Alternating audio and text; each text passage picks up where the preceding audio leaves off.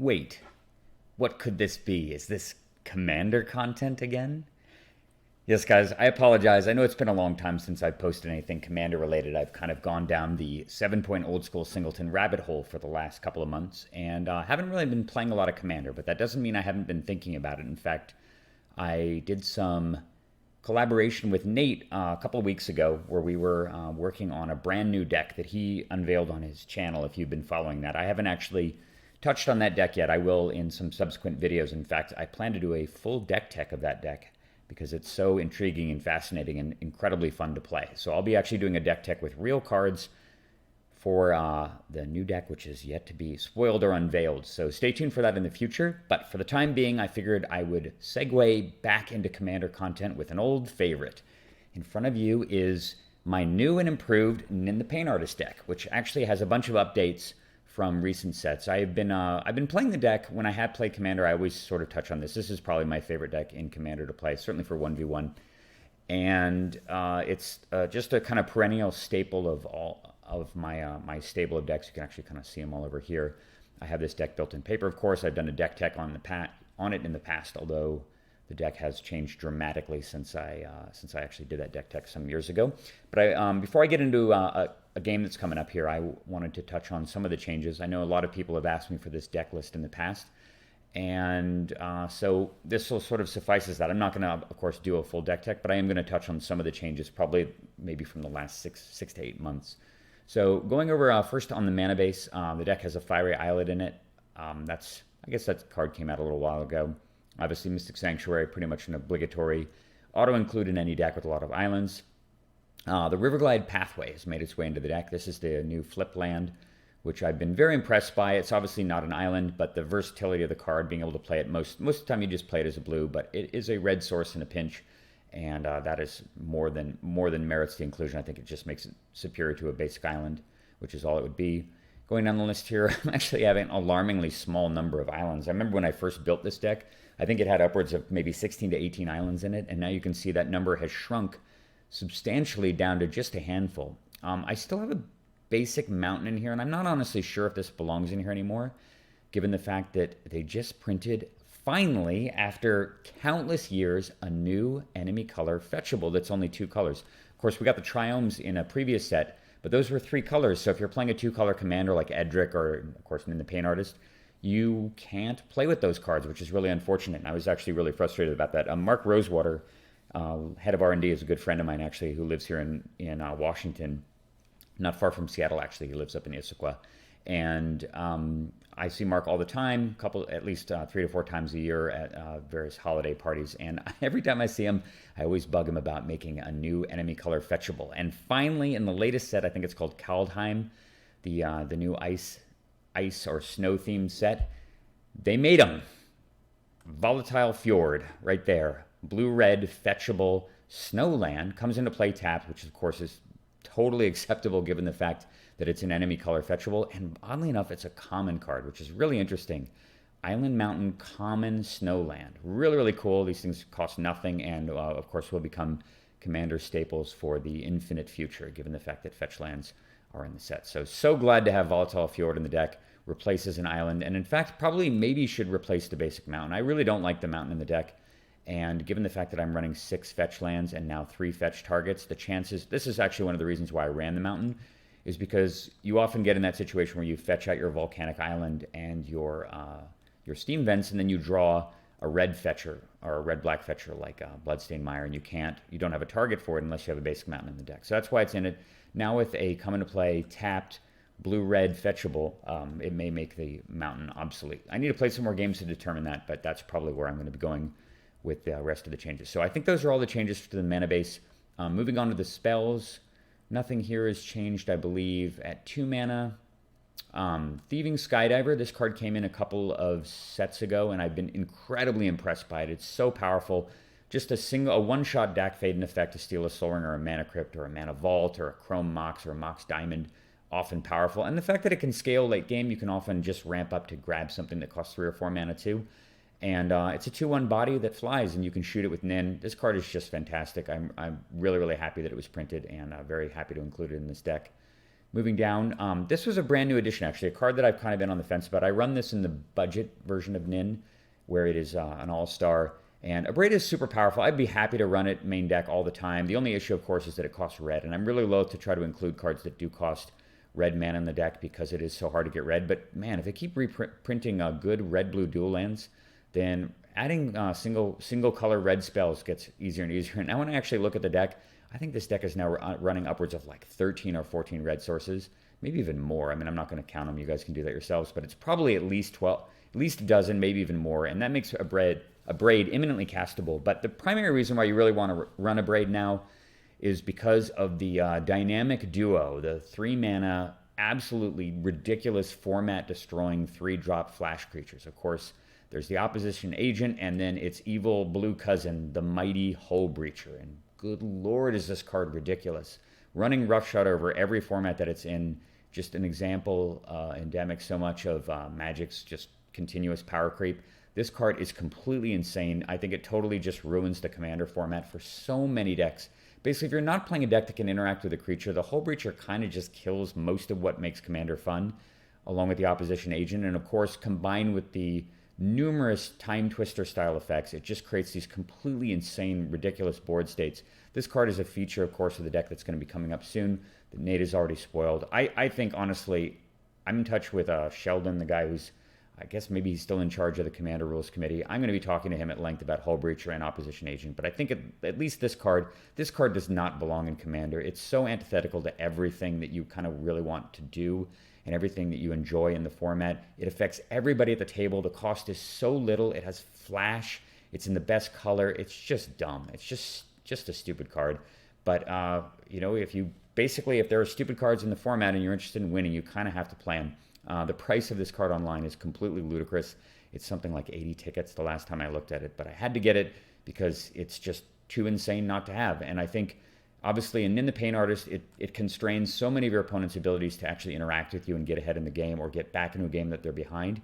And think of the synergy with Nin the Pain Artist. If you have Nin the Pain Artist in play and you shoot their creature, instead of them drawing cards off of it, that creature dies, and you get mana equal to the mana you invested in shooting the creature. So they've got some random 2/2 in play.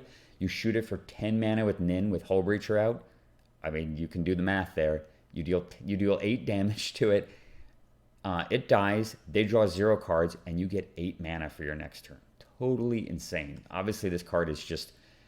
it's got to be an auto-include in Nin. It's got to be an auto-include in any deck that has blue mana. You would splash this card if it was the first blue card you would play. It's just stupid, and I really, really do hope that the Rules Committee does something about it, because it will run roughshod over Commander and every other format that it's in until something is done. And the Hull Breacher Tyranny. I have Fierce Guardianship in here. Of course, this card is incredibly powerful with Nin because Nin is so cheap. Spellseeker. This is a card, actually, that a number of people have recommended in the past, and I've been a little reluctant to play with it because it's a 3-drop that fetches something cheaper, and the deck doesn't have Demonic Tutor in it.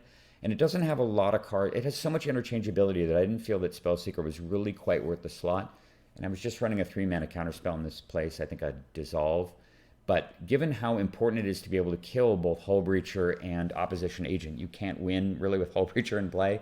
Spellseeker gives you the ability to fetch either Rolling Earthquake or, of course, Abrade and Is It Charm if you're running that card in your deck, which is another great possible inclusion in Nin. Of course, the bounce spells like Into the Royal and Cyclonic Rift and stuff. And it, of course, can just fetch Mana Drain. It can fetch Merchant Scroll to do other things.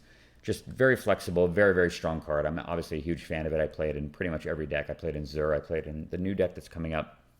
Just hadn't found room for it in Nin, but I think it's time. Spellseeker's time to shine in this deck. Going down the list, I've had to pair most of the 3-mana counters, but I'm still running Disallow for the emergency stifle effect. This card is definitely on the bubble now, and of course Forbid because of its interactions with Nin. Archmage's Charm, of course, very castable, steals, Soul Ring, and Mana Crypt too, and Force of Negation. Just obviously got to play that. So moving on to the 4s, I don't think anything has changed here for a long time. The 5s are the same. Amnesia's still in here, and you'll notice a giant gaping hole at 7 mana. That's right, Karn Liberated has been retired for the time being. I've kind of been on the fence about him for a long time. When the format was slower and the deck was just more plotting, I think Karn had a better place in it. But the format is really sped up, and you feel extremely foolish drawing Karn when you're being just locked down by all the new really incredibly powerful stuff that exists at 2 and 3 mana now.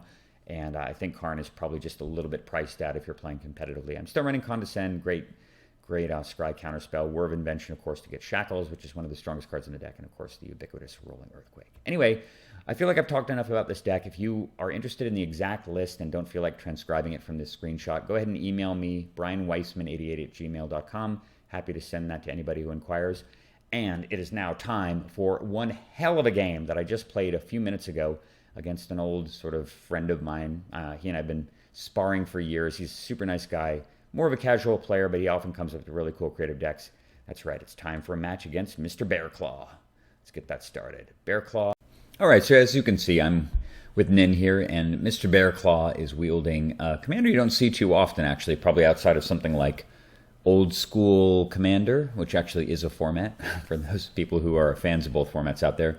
It's running Dakkon Blackblade, big, expensive Esper creature. This guy was pretty impressive, well, when it debuted in Legends back in 1994. Not really, obviously, top tier compared to crazy things like Zur.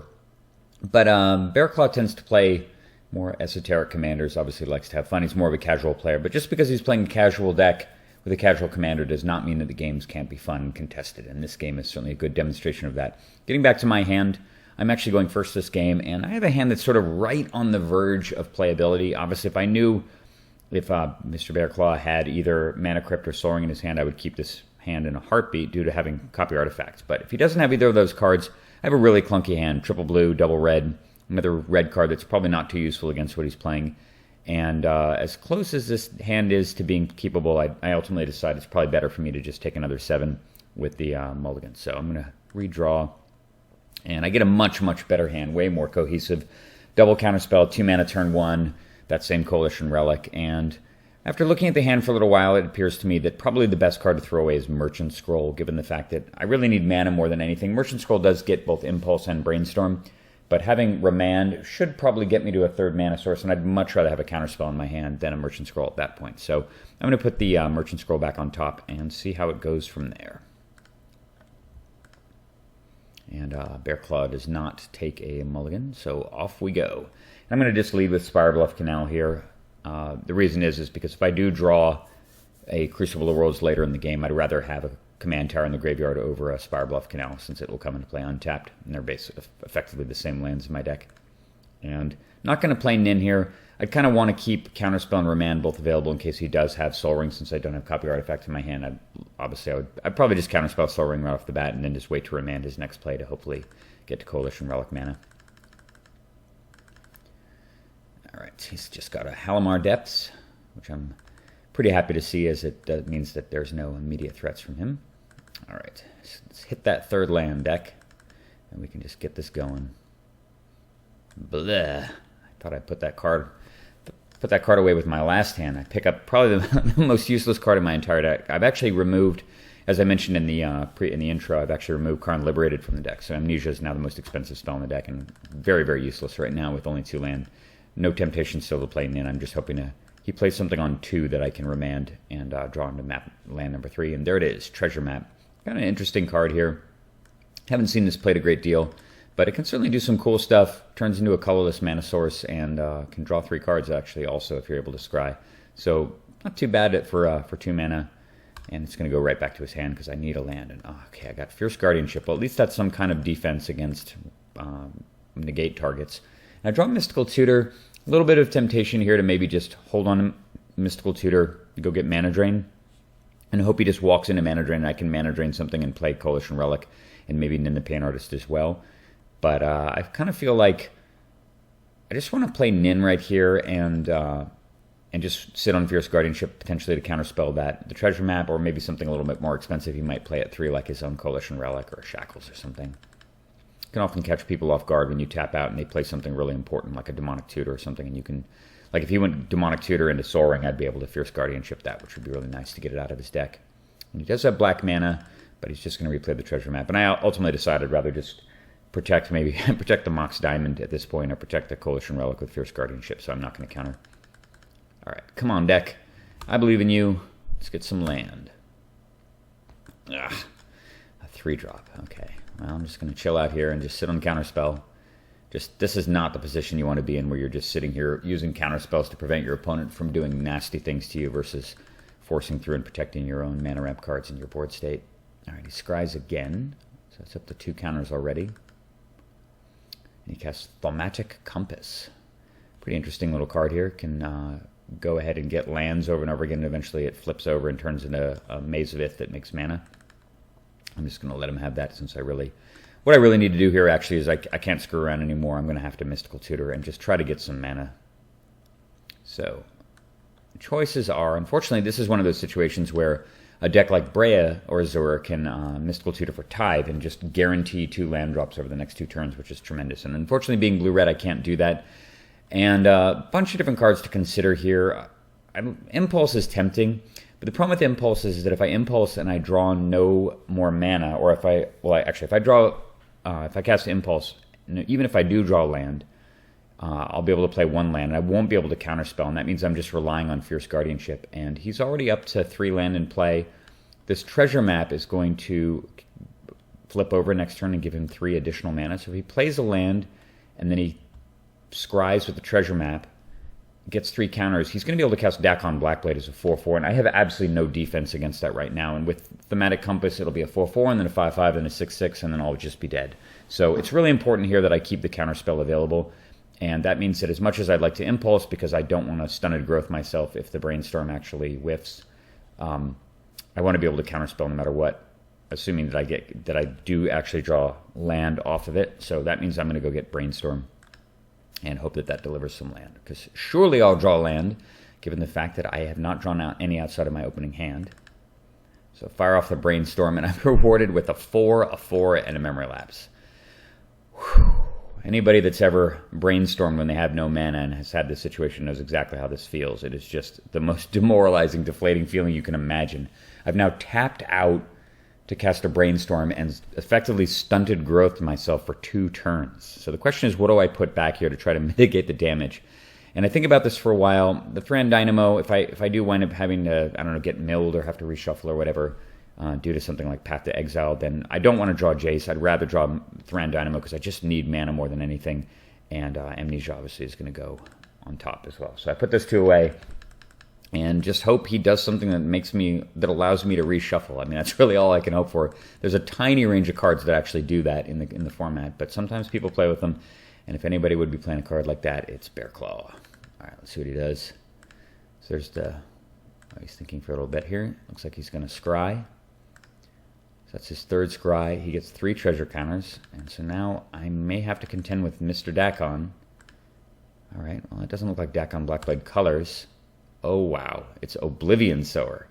And normally I would be really unhappy to have my opponent play Oblivion Sower against me. But as you know, I just Stunted Growth myself for 2 cards that I can't cast for the foreseeable future. And he just exiled them from the game. Thank you so much.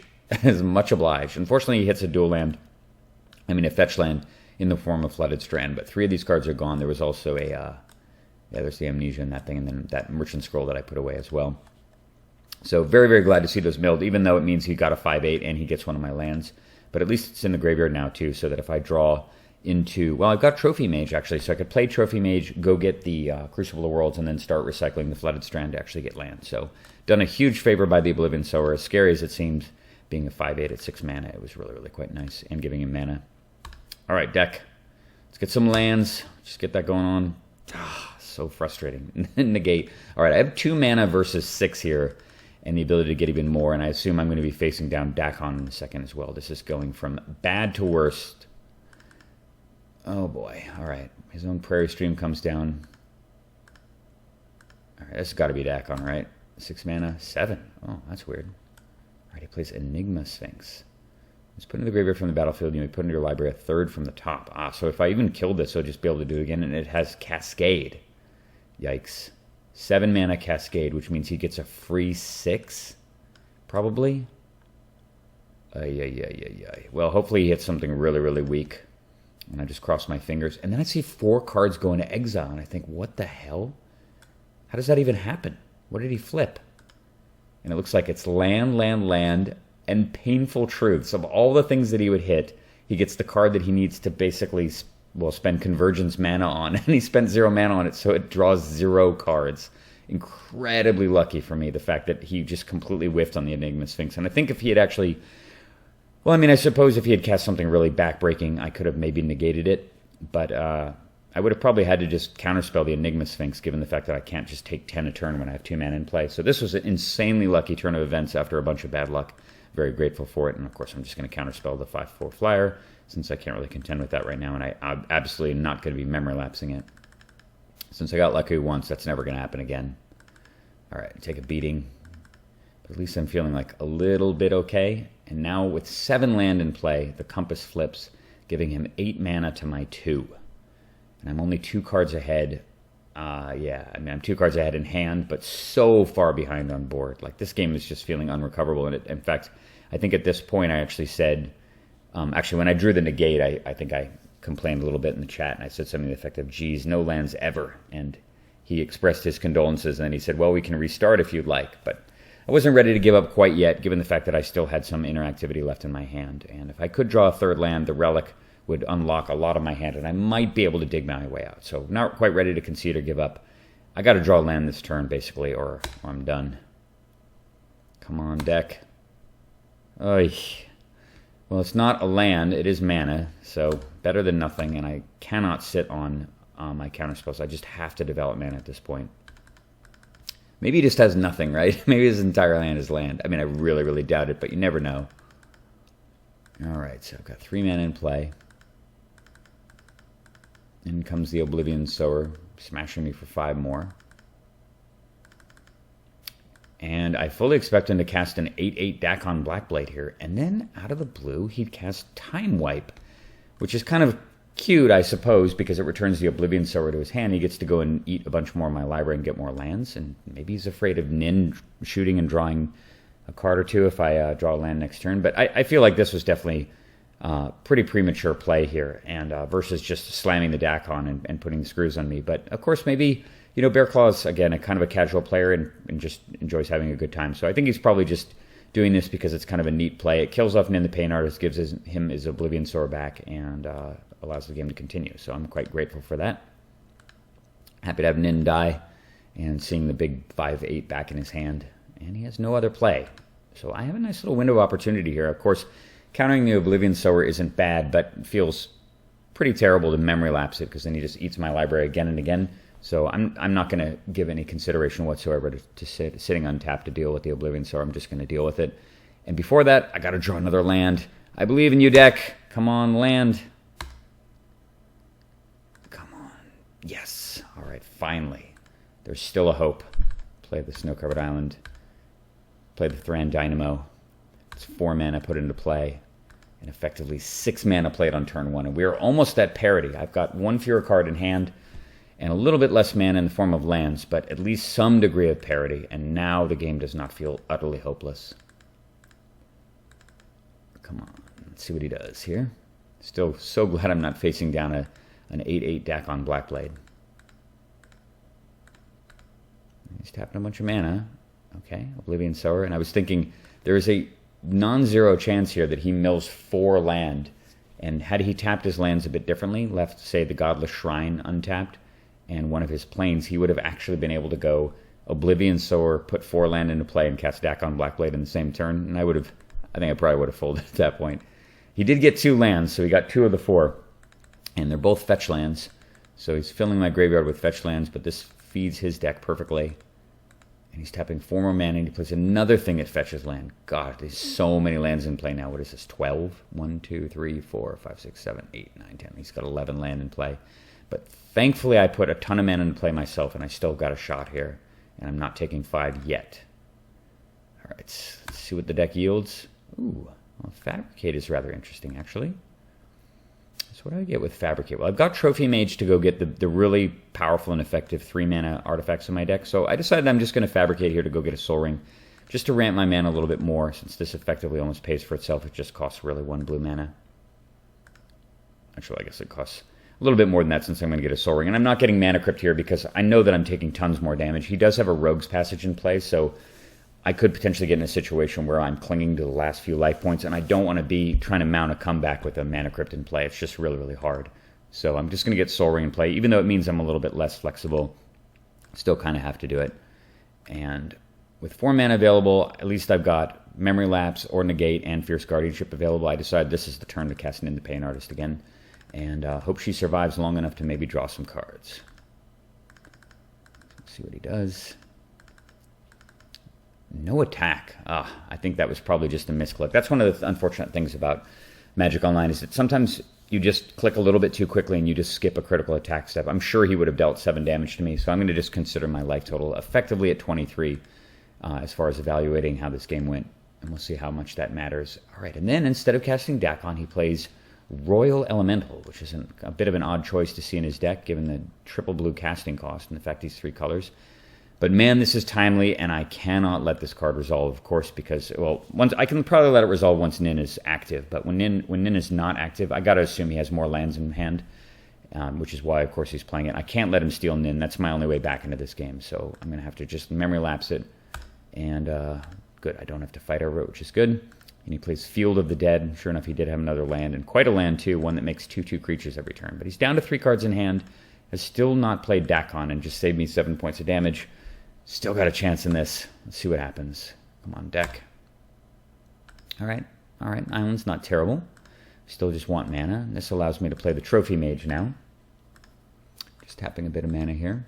Oh, yeah. So you can see me. I'm kind of thinking through the plays here. So I've got a couple of different choices. I can play Trophy Mage and go get either Crucible of Worlds to get more mana, or I can go get the Vidalcan Shackles. Now, I only have 2 islands in play currently, so Vidalcan Shackles can't steal the Royal Elemental, but it does at least give me a longer-term game plan against the Elemental. Since I no longer have a way to counter it, I'm kind of just going to have to deal with it. And I thought for a little while here about having Nin just unload on herself, just basically tap out and have Nin shoot herself for a ton of cards, given the fact that I can pretty all but guarantee that I'll be able to draw the cards even if he has some instant removal due to the fact that I have Fierce Guardianship. But the more I think about this play, the more it seems to make sense to actually play Trophy Mage and play the Shackles right away. Because if he does have Royal Elemental, I believe the card, I don't know, he just doesn't have it here. I'm not going to look it up right now. But I think you actually lose control of the thing you've stolen with it if the Royal Elemental changes sides. And even if it doesn't, when it leaves play, I get the creatures back. So if I'm able to steal the Royal Elemental with Vidalcan Shackles and then kill it with Nin the Pain Artist, I will get whatever it's stolen back and draw a bunch of cards off of its dead body. So with that in mind, I decided that ultimately it's a better play. As much as I'd like to draw cards, I can't really afford to just tap out here mostly, discard a bunch of cards, and take 9 damage when I'm this low. So, and with him threatening Dakkon Blackblade and me having fewer counterspells in hand, or actually, well, no counterspells that can stop Dakkon. That's one thing about my deck. As I've added more negate-style effects to the deck, I've become a little bit more vulnerable to big creatures and commanders. So I cannot just count on drawing lots of hard counters that cost 3. And as a result of that, I'm just going to have to assume that Dakkon will resolve when it gets cast. And in the meantime, I'm just going to try to build a defense here. And Shackles definitely will build a defense against this hand, provided I can deal with the Royal Elemental that's sitting on top of his deck. So with that in mind, I'm going to go snag the Vidalcan Shackles and just play it off the Thran Dynamo. And this at least gives me, unless he uses Rogue's Passage, gives me the ability to grab the Solemn Simulacrum and threaten to block Oblivion Sower and draw cards off of it too. So, and I've got Nin active as well. So plenty of things to do here. I just got to deal with this Royal Elemental. Really, I really wish I had 3 islands in play. Oh yes. So at the end of his turn, he makes this rather interesting play, and he casts Reality Shift on the zombie. Sorry, I clicked a little bit faster. So he casts Reality Shift on the zombie, and I'm thinking about it like, really? Okay, so it's going to put the Royal Elemental into play, and since he has 3 blue, he's going to be able to just unmorph it and start using it right away, which is dangerous, and I could counter it. But at the same time, this is actually having Royal Elemental enter the battlefield as a 2/2 creature, and I happen to have Shackles and 2 islands in play. So as soon as he makes this play, I just realized, oh my god, he might have just actually handed me the game here. I'm just going to tap these Shackles and grab a hold of this Royal Elemental, and then unmorph it next turn, and if I can draw some lands, I might actually be able to start stealing his stuff instead and not even have to worry about Dakkon Blackblade. So I don't know if Bearclaw was really considering that I would have the ability to do that. I have to suspect that he didn't think that I'd be able to just take the Royal Elemental right away. And one nice thing about Dakkon Shackles versus some other theft cards like Old Man of the Sea, which I've been playing it with a bunch in 7-Point Old School Singleton, is that once you legally grab the thing, as long as the shackles remain tapped, the stats of the target can change. It can get bigger than the number of islands you control, and you still don't lose control of it. So I can flip Royal Elemental as a 3-power creature with only 2 islands in play and still maintain control of it, which is pretty awesome. All right, he's tapping a bunch of mana here, and he plays Damnation, killing off his own stuff in response to shackles. And yeah, I mean, Damnation is... Obviously, I breathe a sigh of relief about him playing Damnation because I can just let everything die. But the problem is he has enough mana here after post-Damnation to just play Dakkon Blackblade. And it would be absolutely gigantic, a 12-12, and I have no defense against it at all. No defense because the Royal Elemental is going to die. So with that in mind, I just can't let Damnation resolve, even though obviously it's him crushing his own guys with it. I guess he just gets to draw a card off, so I'm sitting knock him. So I'm gonna Fierce Guardianship that and see what he does afterward. I see him tapping more, and he's got Path to Exile to deal with Royal Elemental. All right, well, it's rather interesting. I'd be able to get a land, and it would get it out of the game. But again, I have no defense against Dakkon Blackblade, and he's got Rogue's Passage in play, and Dakkon would kill me in 2 hits, and that cannot be allowed. So I have to do everything I can to protect this goofy Royal Elemental over here that's still morphed. So I'm going to use the last card in my hand. I'm going to negate Path to Exile on his creature. Never thought I'd ever do that, but it's happening. All right. And he's tapping some more mana here. And finally, down comes the big boy as a 12-12.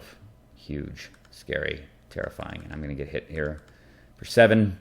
So at 30, effectively, I would actually be at 23 and dropping all the way down to 16 life, effectively, had he attacked me the turn before. But happier to be at 23. I'm going to charge the Relic at the end of the turn, and he gets another zombie. No cards in hand. All right, deck. Well, I know what I need to draw here, and it's another island. So let's just get that out of the way. Ooh. Well, hello there, big boy. Hole Breacher. Brand new addition to the deck. This is literally the first time I've had this card in my hand playing the Nin deck. And I've talked about some combos with it. Maybe we'll see if any of those combos come to fruition in this game. But first I'm going to make blue mana, decide if I even want to play Hole Breacher. He doesn't currently have any way to draw cards in play, so I'm not really prioritizing the Hole Breacher right now. I kind of just need to do the thing that I intended. So I have no land in hand right now. The question is what do I do card drawing wise in order to hopefully ensure that I, 1, am able to draw into a land, and 2, I'm able to unmorph the Royal Elemental so I can use the landfall ability to steal Dakkon. So first things first, I know I have to do this just to unmorph, and I think about it for a little while, and I realize I can't really afford to even take 1 turn here. I don't want to take 13 damage off of a Rogue's Passage Dakkon and put myself in a bad position. So I got to just tap out here, even though it means I'm going to have fewer blockers for his attack. If I don't hit a land in the top whatever cards this is going to be, this is 2, 3, 4, 5, 6, so 6 mana. If I don't hit a land in the top 4 cards, I kind of wasn't destined to ever have a chance this game anyway, given how things have gone, and I will take a ridiculous amount of damage. I mean, I guess I can just chump luck with the Royal Elemental to avoid, but he'll probably Rogue's Passage the Dakkon, and God, I mean, would I chump luck here? I'd take 18, 19, 20, I'd take 22 damage and be at 1. Not a happy place. So don't fail me, deck. Deliver the goods, I believe. I'm just going to shoot the Trophy Mage for 4. Come on, baby. Yeah, in retrospect, maybe, given the fact that it would drop me to 1, I should have just had Nin shoot herself here and left the Trophy Mage untapped, but I decided to just kill it. Come on, let's get some lands. Yes. Whew, so gratifying. Imagine if one of these had been a fetch land, how sick that would have been. I'd just go fetch land, and steal both of these. But completely happy to hit 3 land drops, which is 3 effectively permanent control magics, and I have Force of Will in hand, which is freaking incredibly lucky and amazing. So I'm just going to yoink this Dakkon over to my side, where he gets massively diminished down to a 4-4, and we will continue. Look, no cards in his hand. And he can Rogue's Passage as Oblivion Sower, but it's going to be pretty tough for him to win at this point, I think. In they come, and I'm not gonna block his Oblivion Sower with Dakkon. It's only a few less points of damage, and I'm just going to kill off one of these zombies here and not let him draw. Not until I've got the Hole Breacher going. I take 7 damage again, so I'd effectively be at 9, but still quite alive. And all he's got is Amylary Sphere, no other plays. That does at least allow him to make another zombie, but that's basically the best he can do. And I've got 2 more lands in my hand to keep triggering this Royal Elemental, which is pretty disgusting. All right, Rift. Wow, the deck is just delivering the goods now. All right, play an island. I'm going to steal that 5/8. That is a very nice, juicy target for Nin the Pain Artist. And I'm just going to pass the turn back. There really isn't much less else to do. I love having the Hull Breacher in hand as well, so I can use it in case he does top deck into some card draw, so I can just ignore it. I don't want to have to counter it. All right, he's tapping. Oh, wow, that's all he can do here. So I had the option here to do something cool like throw the Hull Breacher into play and gun down the Solemn Simulacrum to do the little trick that I mentioned before, but don't need to do that. I'm just going to take 2 here. Effectively, it's at 7 life now. He makes another zombie, and at the end of the turn, with nothing else going on, I'm just going to tap a ton of mana. This is 9 total. And I have Nin blast 8 toughness creature to draw 7. So disgusting. Well, we'll never have a problem hitting land drops now, I'm sure. Eventually we'll get this effect to resolve. Ponder, Factor Fiction, Tezzeret, Thieving Skydiver, Into the Royal Treachery, and another island. So delicious. All right, just charge. And now it seems like the best time to flash out the Hull Breacher. Keep the Shackles tapped. I draw a Braid, not too useful, but not really a big deal. Use some blue mana. Certainly, first things first, I'm just going to play effectively a free Tezzeret the Seeker. Play another land and steal the Simulacrum. Untap some lands. I'm going to cast Ponder, and there's 2 lands in Whir of Invention. And Whir of Invention allows me to go get, well, pretty much anything. I could go get a Metamorph and Metamorph the Shackles and steal another zombie. So I'm not going to shuffle. You can see me tapping some mana here. And I play Treachery on a zombie, untapping 5 land, and I'm going to cast Whir to go get the Shackles and steal the last thing he has in play. Bash him for whatever that's going to be, 14 damage. And actually, no, 17 damage. And with 1 card in hand, which is most likely to land me with a full hand, Mr. Bearclaw packs in the game, and it's a win. Whew. Breathe a big sigh of relief. That game was so dicey at the start. When your opponent is playing giant monsters repeatedly and you only have 2 land in play, it can feel so demoralizing to try to stay in the game. But one good thing about good commander decks is that they can often weather the storm and just rely on their resilient tools and the consistency of the commander in general. And if there's one thing this deck is good at doing, it's coming back from behind by just leaning heavily on the commander to draw your way out of a bad situation. And this game was such a perfect demonstration of that. I really thought it was an excellent kind of return to form for me, for the Nin deck, and for the format in general, and I thought you guys would really enjoy that. I've got another incredible game coming up with the Nin deck, so stay tuned for that. Hope you guys enjoyed that as well as the intro, and I will see you soon.